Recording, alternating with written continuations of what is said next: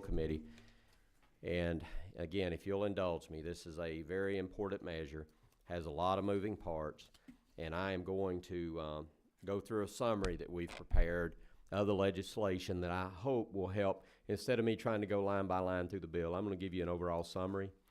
And then between myself and some of the subcommittee members and Leg Council, I will do everything I can to answer any questions that you have, and we will take just as long as we need to make you feel like you've had a good, thorough discussion of this piece of legislation.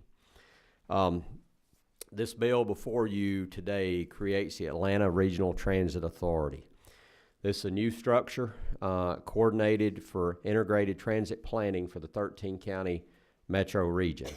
It establishes the governance and accountability of the ATL, as well as outlining new and enhanced transit funding, including through optional local taxes, transit splash, which counties may apply to raise transit funds. Now, the purpose and objective of this is to create a new regional governance funding structure for transit in Metro Atlanta. We've already talked about that will be the Greta counties, and those are the 13 counties here in the metro area.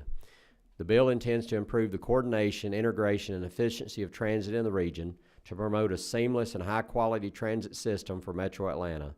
The bill would achieve this by creating a regional governance structure that we're referring to as the ATL, which would develop a regional transit plan.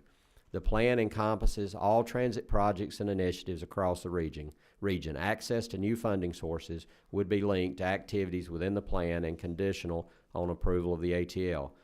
Now, currently, that plan is adopted by the ARC. The ARC is the MPO recognized by the federal government, designated by the governor to be the MPO for this region. They're submitting a full transportation plan, and I believe Representative Jones has been on the ARC board, correct, to the federal government.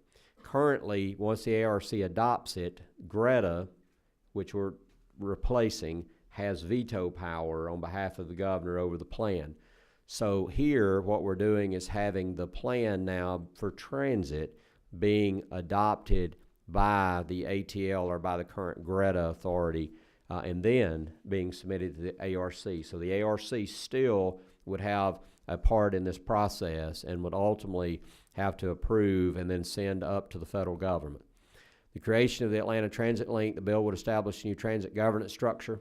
The ATL will be a unifying entity that ensures coordinated planning and funding of transit across Metro Atlanta, and it would take over the powers that's currently vested at Greta, with small functions shifted to other agencies, which we talked about earlier in subcommittee, and I think most of you were here for that.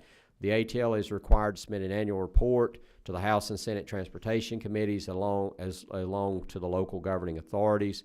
It would be a key mechanism that would increase transparency around regional transit planning, funding, and operations. Again, something that the ARC board 6 years ago voted and requested that this General Assembly work together to do. The ATL will be governed by a 14-member board of directors. 10 of these directors would represent 10 new specially created transit districts. These districts were developed to distribute the region's population as equally as possible and to match population and traffic movement patterns. The representatives for each of these 10 districts will be chosen by a combination of county commission chairs, a caucus of the local House and Senate delegation members, one mayor chosen by a caucus of mayors within or partially within the district. In any district within or partially within the city of Atlanta, the mayor of Atlanta will also have a vote on that district member, and there's 4 that touch the city of Atlanta in this drawing. And I think we have that map here, correct? Okay, we have the map here, and there's also a copy in your folder. Let me say this about the intent there of the map. The intent of the map was to do several things. Through this process, one of the things that we heard many times from people in the city of Atlanta, from DeKalb, from Fulton, and I have met with all of your leaders in those counties more than once, is we've been paying into the system for many, many years, and we want to make sure that our voices are reflected in that. So we wanted to weight this map and these districts so that Fulton County having the highest population, they also have putting in the most money to transit along with the city of Atlanta. They touch the highest number of these districts. DeKalb is next. They touch the second highest. And this was an effort to try to reflect that. We had a lot of conversations around this governance structure of how to do it. We thought about having the commission chair and a mayor from each county on it, which created a board that got almost too big to maintain. We'd have about 30 members. It also would be very difficult then to you would have a county like Forsyth County, for instance, that would have the same voice as a county like the city of Atlanta or Fulton County or DeKalb, even though they're not putting in the same resources into the system. So we were careful in crafting that. We also sent this map out probably a week even before the bill went out to all the counties and cities for input, and we've answered those questions, and we haven't received any negative information back up to this point. It was the other thing I think you'll notice about the districts. Our office here at the Capitol did a good job following traffic type patterns.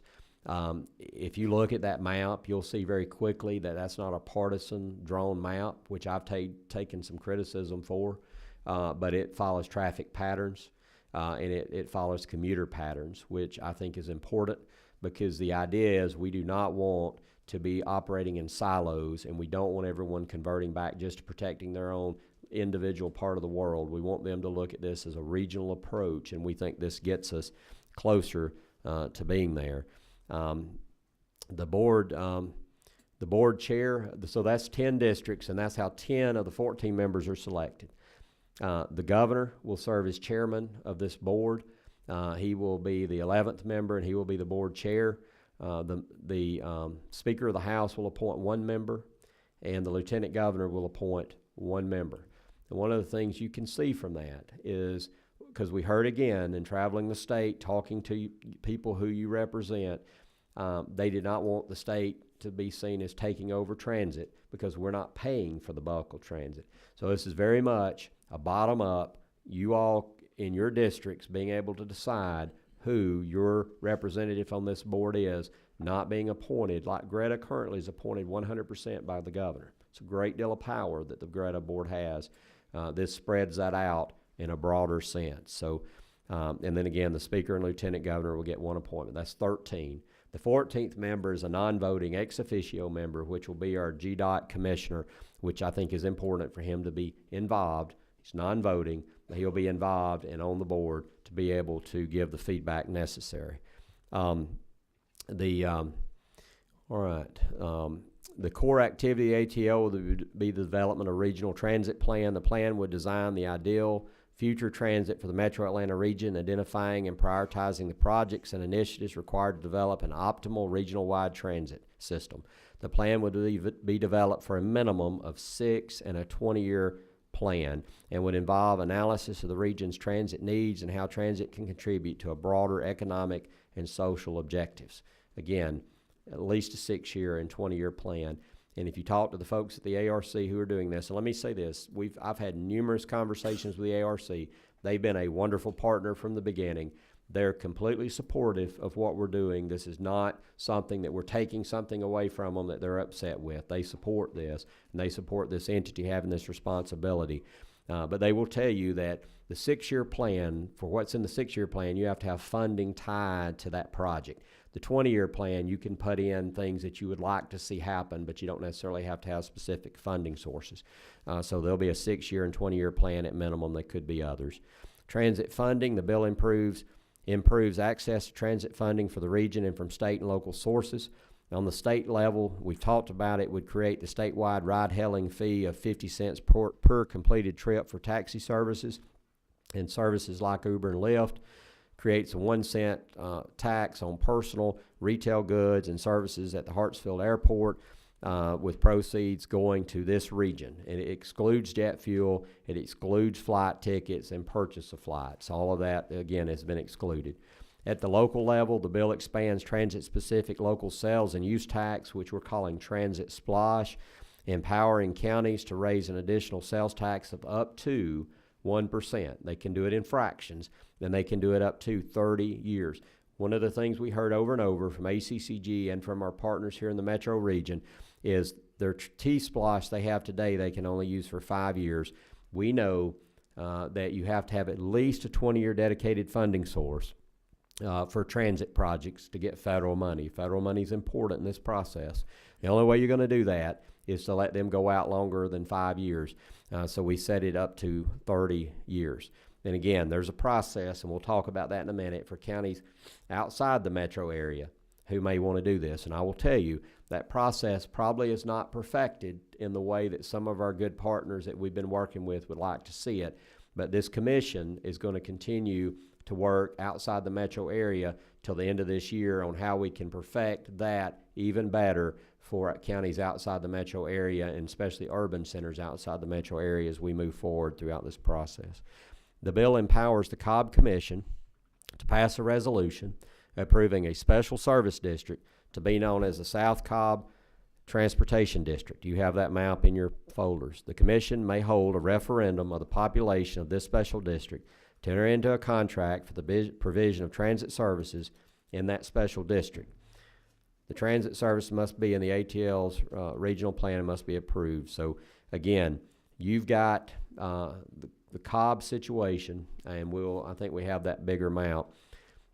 This would be the district that's currently in the draft of the bill in South Cobb that has indicated to us anyway that they're interested in increased transit services, and that would be the area. Again, I think Commissioner Golick and Commissioner Ott, or Chairman Golick from the House and Commissioner Ott from Cobb County on working on this, along with Commissioner Cupid and other members, and I know we have other members on this committee that represent part of that area. So I appreciate again, this has been one of the toughest challenges of this legislation is this area.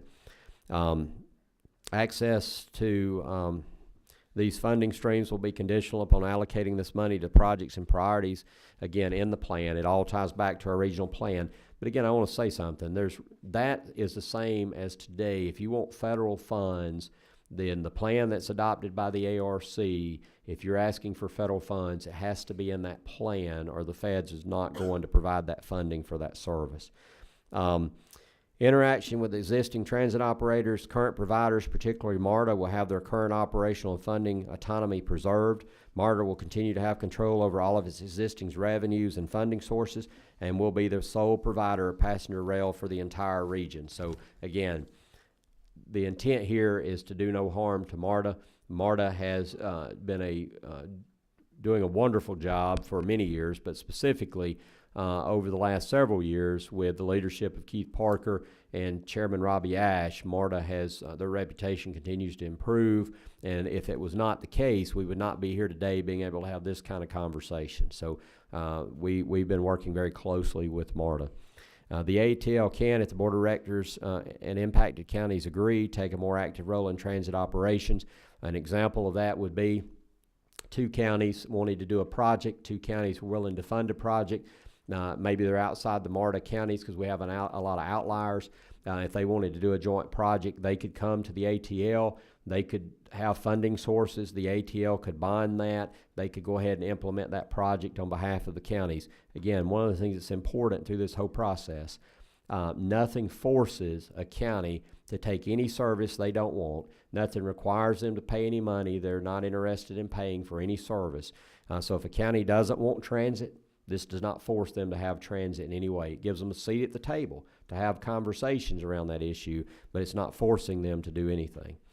It also, one of the other things that it does do is rebrands the entire system by 2023 to be called the ATL, so we can have a seamless brand for consumers across the system in the entire 13-county region. We currently have 11 separate transit providers in 13 counties, so that's too many people providing the same service, meeting each other on the roads every day. It's a silo effect that we're going to have to try to find a way to change.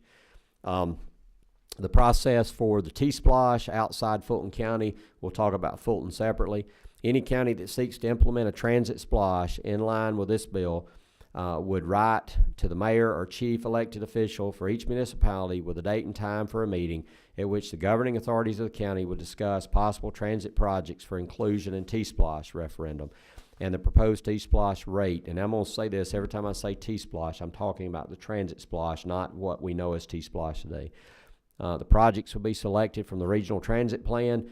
They would be in agreement with the ATL on that how those projects are going to be carried out. After this meeting, execution of any required intergovernmental agreements, the referendum would be called, and along with all the information that's in your bill, which is a standard language about how we collect any special tax in the region. I won't go through that in detail because it mirrors what we're currently doing for T-Splosh on how we call the referendum, how the question has to be asked, how the vote has to be asked, and when the collection would start and end. All of that mirrors the current T-Splosh language in the law. And again, we talked about counties outside the 13-county region. ACCG has been asking for a couple of years that we have some mechanism in place for counties, urban centers who may want to do transit projects to do that. I know there's going to be continuous conversation around this issue. What we have in the bill would be to allow 2 counties to enter into an intergovernmental agreement, 2 or more counties who are next to each other to enter into an intergovernmental agreement to create a transit splosh for up to 30 years. I know there's some conversation around governments like Chatham, Savannah, like Augusta and Richmond, maybe not having necessarily a partner next door, and maybe there's some other ways we can do that. We're going to continue to work on that, but that's the way it's worded in the bill, and they are able to also adopt it. Now, Fulton County is the same. Fulton County outside the Metro Atlanta region could also go up to 0.20, and I want to make sure we had it 0.25. We made that change 0.20, so it's 0.20 in the bill. The desire there is Fulton County wants to make sure they stay below 9% in sales tax collection, and that's why it's changed from 0.25 to 0.20. Fulton County is unique because 100% of Fulton County is incorporated. Fulton County would, the municipalities in Fulton County would have to get together. They would have to develop a project list, again, working with the ATL. They develop that project list. They lay everything out of how that's going to operate, what it's going to be, how much it's going to cost, how much money they're going to collect, at what rate. And 70% of the mayors in Fulton County would have to agree to that for it to move forward. Now, the challenge many times there is sometimes you have disagreements between the mayors, South versus North Fulton, et cetera. This would make sure that everyone had a seat at the table, making sure that their voices had been heard at that 70% rate of the councils approving it. Once that happened, the county commission then would have to also approve it for it to move forward. If all of those things happen, it could go to referendum. Now, this is not in the bill, but let me just say this about the conversation that's been taking place with Fulton, with MARTA, with others. The idea here is, and trying to mirror this throughout other parts of our region, we are building express lanes across the region. We have 2 managed lanes that's going to come up Georgia 400 over the next 5 years, and we're working with our federal partners, with GDOT and others, to see what we as a state can do to move toward helping acquire right-of-way as we move forward with these projects for the purpose of BRT, bus rapid transit, in these managed lanes. I know Fulton County mayors have been talking about that, the Fulton County Commission, and I know Chairman Hausman's been a big proponent of this, has been talking about this, and MARTA has been engaged in that conversation about providing that service. So I think there's real opportunities there across Fulton County, North and South Fulton, to have increased bus rapid transit services. Now, we also have out a little further than that, managed lanes around 285 and other places around the metro region. It'd be our desire to be able to duplicate that throughout the metro area, and it's in a way that we can do it very quickly. I think the estimate is over $3 billion to run rail from Sandy Springs up to Windward. That's something that is difficult for us to be able to fund. BRT is something that we can do with partnerships between the state and MARTA and Fulton County and others in a much more quick way and very much more cost effective. So that That is a quick, well, not quick, but that is that's what the that's what the legislation does. You also have, you should have, I think you have this in your packet also. This is a 2-page explainer of what the bill does and does not do. I just want to recap a couple of things I think is important. The regional plan is extremely important. I cannot stress that enough. The governor currently directs that the MPO for this region is the ARC. This would allow the ATL to be the transit planning arm for the state for this region.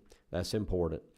I think the second thing that's extremely important is to make sure that we're protecting the investment that MARTA has in their system, that Fulton, DeKalb, the city of Atlanta, and now Clayton are making into the MARTA system. It's important to protect that, and that has been, we've taken every attempt to do that with this legislation. In addition to that, looking at how we can try to get a county like Gwinnett to feel comfortable coming into this system. And I think that we've made great strides in that, and I know Chairman Nash is here, but she has indicated at this subcommittee meeting a week or so ago that based on the work we've done here, it is her intent to move forward and her county's intent to move forward and get something done in this area, which will be big not only for Gwinnett, but it's going to be big for this whole region. And then the other thing that we worked hard on is trying to find a way to allow the Cobb citizens and the delegation to feel comfortable with having increased transit services in South Cobb, which again has indicated their desire to have at least the opportunity to vote on that. The last thing I'll say that I think is important is I know I've talked to some county, some representatives who represent some of the outliers, some of the counties that currently may not have any transit. And I want to make it clear, nothing we're doing in this legislation will require that county to collect any tax or require that county to provide any transit service or receive any transit service they don't want. So they still have all the local control from that perspective. But it gives them a seat at the table, and it gives them great opportunity to be involved, because I can tell you, whether you live in DeKalb or Forsyth or Cherokee, most of our citizens are commuting into this metro area every day to work. And we're going to have everyone at the table and having these conversations to solve our traffic problems. So that's the legislation. I know we have questions, and I'll be glad to answer them. But again, I also, before I answer those, I do want to thank again all the members of the Transportation Committee, because many of you have come up to me over the last couple of months with questions and concerns. I hope that you found us to be very open and willing to talk to you about any of these issues. And also thank you again for our commission members and our subcommittee that's taken this issue up. So I will start with number 18. Thank you, Mr. Chair. Yes, sir. Let me say, Chairman Tanner, normally we start our meetings out with a prayer. And I don't know, is there any reason today we didn't? I did hear you say something earlier about Deloach. I thought you were saying Deloitte, but I guess you were saying the consulting company. I thought you said Deloitte, and I thought we were getting ready to go into that prayer. But, because it's going to need some prayer, that's for sure. Let me just say, I really, did you cut my mic off? Oh, okay. No, I'm trying to. Or was that the Lord? Did the Lord step in? It could have been the Lord. I am really proud of what you've done. You have worked extremely hard. You understand transportation. You understand building bipartisan relationships and trying to look at each and individual municipality and county, because it's made up differently. And as a person who have served not only as county chair on the MARTA board, made appointments to the MARTA board and serve on ARC, I can tell you it's no easy thing to do. And so you and your staff and other legislators, I commend all of you for all your hard work to address, I think, probably the most critical problem we have. With that being said, I do have a few questions, if you can work with me very quickly. And I know other members have questions. First of all, does the governor have a vote? As chairman, he would vote in case of a tie. Like, Okay. It would fall back, at least I, again, would have to ask leg counsel. There's nothing specific about that in the legislation, but typically on a board where you have an odd number, if there was a tie, he would cast that tiebreaker vote. Okay, because with it being 14 members, Well, one of them's a non-voting member. right, So there's and 13 voting members. right, and that's why I wanted to know. It didn't say if the governor could or could not vote, but I just wanted to. Okay, so the governor can vote in the event of a tie. That's correct, All yes, right. sir. The other thing, you mentioned those who do not want to participate, counties who do not want to participate. They don't have to, but they have a seat at the table. With them having a seat at the table, though, they have a vote. And so if you take a county who has skin in the game, whether it's Fulton or DeKalb, and we're the two primarily, I guess, with MARTA, but you have members who do not have skin in the game, who are not levying a tax, but they can have a profound impact on whether my projects go through or not. And so I just, it's almost like it's representation and no taxation. And I just think that is something that you may have thought about, but it is certainly a concern. I'm hearing it back now from my county about not having that ability to have some, or to have someone on the board who's not levying a tax, but at the same time they're voting. That is something of concern. I want to say that to you. You want me to answer? Yes, sir. And that's one of the reasons, quite frankly, that we changed, instead of having commission chairs and mayors be on it, because you would be exactly right. A county like Cherokee, for instance, if their county commission chair and a mayor was on, they would automatically have the same level of vote as your, chairman, CEO Thurman would have. So that's why we created the districts. And in creating the districts, we weighted those districts heavily toward the counties that were participating and were had money, skin in the game, so to speak. That's why you see, if you look at DeKalb and you look at Fulton, they have a tremendous a lot more influence, because they're selecting many, many more district representatives than a county like some of the outlying counties that are not participating. So that was in an effort, in conversations with a lot of local leaders, including yours, in an effort to try to thread a very difficult needle. Because, again, keep in mind, the commission chair of a county is not actually voting on the board. They're just one vote to elect a district representative.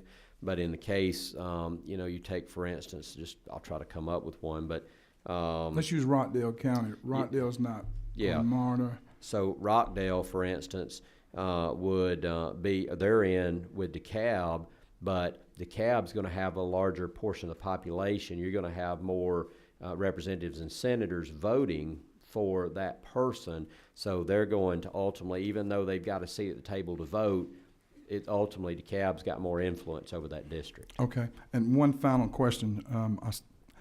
There's no breakdown per district on how many votes are coming per district?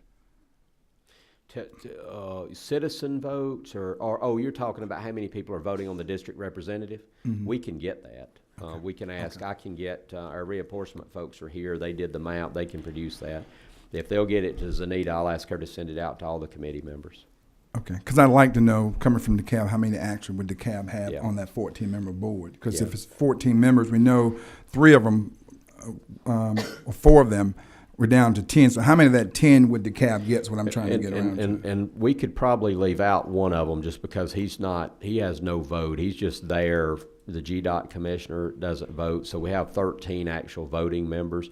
And then we can answer, can you tell me now, she can probably find out before the end of the meeting how many districts DeKalb has. How many districts DeKalb would have a vote on. We'll get that for you before she's going to do some checking on that. Thank you, Mr. Chair. No, that's a good question. 13. Thank you, Mr. Chairman. Yes. Just regarding the new and the substitute language regarding Gwinnett County and its relationship with MARTA and a potential referendum in the county. As I read it, I just want to make sure my assumption is correct. The MARTA contract voted on in the referendum would actually have to be subject to the actual plan of projects relative to MARTA. That's what the Gwinnetians would be voting on, is the MARTA participation subject to the plan of the ATL board. Is that what I'm understanding? If they went out this year, they would be, what would happen is your county commission would have to negotiate a contract that would lay all of that out, exactly how much the tax was gonna be, what projects were gonna be included, all the particulars, and then once that was done, all of that would then be taken to the voters of Gwinnett County to say, here's what we want to do. Here's the contract that we have in place. Do you approve it or not approve it? Right, I get that. I guess I just don't understand, let's say it's approved, I guess the timing is what I don't understand. So how would that would then have to be part of the ATL regional plan, correct? What if the board just didn't approve it, for example? Well, that's why we changed the language to make it clear that anything that was in place by December 31st of this year could not be changed. So in other words, if in Gwinnett's case, same way with the city of Atlanta, they are collecting another half-penny sales tax, and there's commitments that's been made by MARTA and the city of Atlanta. None of that can be affected. And if Gwinnett decided they wanted to go out and vote, and they voted to approve a specific contract, we're making it clear that nothing, the ATL cannot affect that. Okay, thank you. Yeah, that you've got, the only way that can happen before then is your county commission has to agree and MARTA has to agree. So neither party forces the other one to do anything. Thanks. Chairman Taylor. The appropriate time, sir. I'd like to make a motion. All right, let's have thorough discussion on this here if we've got some others. Number 2. Yes. Thank you. Yeah. So I'm Terry Nolowitz. I'm rather new here, but I'm representing House District 42 in Cobb County, and I do want to say a few things. First, I do want to really thank Chairman Tanner for all of the time and the diligence and the work that he has put into this bill. It is a result of a lot of hours and a lot of conversations, and I very much appreciate it. The map that you're looking at here on this board, this Cobb service area map, quite candidly, it is not the map that I would like to see for my district. Earlier today, Senator Beach remarked, when talking about his work on his Senate bill over the past several years, that the people are ahead of the politicians, and I really can't think of a better testament to that statement than this Cobb service area map. My colleagues are correct that a lot of conversation happened leading up to this the South Cobb service area map, the proposed transit district South Cobb area map that we're looking at here today. I've got to note, though, that most of the members who represent the area that is represented on this map really were not substantive contributors to that conversation. This map does not include Cobb's existing transit area, and I'm concerned about whether this substitute contains language that will make added difficulty for future expansion, and what that means for areas that I know want to be as a part of this map, like the town center area, the Franklin Gateway area that's part of my House district. These areas want to be a part of this service area. They're part of the current Cobb transit service area. I need to confirm whether if they can be added into the future, and if that's going to require general legislation or if it will be local legislation as was in the original version of the bill. This map is a terrific start. It is the culmination of a tremendous amount of diligence on the part of Chairman Tanner and the Cobb delegation. But I sincerely hope that this is not the finish for what we're talking about when we're talking about service for Cobb County. Thank you. Thank you. All right. Number 25. Chairman Tarrant, I just wanted to say again, there are members, other members of the Cobb delegation that are approaching this very cautiously, cautious about the governance, cautious about the bonding that will be taken out, as I understand it, on the revenue. But several of us look forward to continuing the conversation. But I just wanted it known that this is a very touchy subject for my county, and if you're on this committee, you're not from the metro area. I understand that. I appreciate you being here late on a Thursday evening, but we look forward to continuing the conversation. Thank you. Yeah, I'll say again, it's that's been a very difficult situation to navigate. I've learned a lot about a lot of areas that I never thought I would know. But I appreciate it. I'll say this, and then we'll see if there's any other questions. You know, my wife's had several children, and I tell folks that this legislation is a lot like childbirth, because if I'd have known the pain I was going to suffer when I started, I probably wouldn't have done it. So I'm thankful I didn't. I'm hopeful that we birthed a good child together that we're all proud of, because I think Representative Jones mentioned this. There's probably no other single issue that's as important to the metro region as developing a good transit system that's regional, that's not doesn't have a silo effect, creating the ability for additional funding for this region to be successful. And that's important. So I'm hopeful that it's the pains, what we gain from this will be worth it. Now, I'm going to call for any motions, and I will say this again. Thank you for this committee for being here. Y'all, 6 o'clock on whatever day it is. Thank you. Thank you for your diligence. So I'm going to ask Chairman Taylor if he has a motion. Move do pass, sir. All right, so that's going to be a motion to do pass on the committee substitute House Bill 930. Yes, that's good. All right, we have a motion. Do we have a second? We have a motion and a second. Any discussion? All right, hearing none, we'll take a vote. All those in favor, aye. Aye. Any opposed? All right, passes unanimously. Again, this conversation is not over. We're going to keep talking about this. We've got work to be done. We've got conversations with our Senate partners. So we are, wait a minute. Do we have the, we've got to vote. We got one more piece of business. Give me one more minute. Two more. Give me one more minute. We have something that's important to a lot of our members that may not be in this conversation, but that includes, where are we at? That includes our House substitute to House Resolution 444. This is all of our road naming projects that have been approved and have went through the committee process. So if y'all want to discuss any of those, we can, but these are by members. They followed the process. They meet our process, and I would ask for questions or a motion. I have a motion to pass. Do we have a second? All right, any discussion? Hearing none, all those in favor of passing House substitute House Resolution 444, which is our road naming bill for the year, say aye. Aye. Any opposed? All right, passes. What? Brian, HR 1225. All right, and I think we have HR 1225, Representative Prince. What is that? That bill basically is an urgent resolution of Congress to pass the G45 funding so that we can continue to fund our short rail.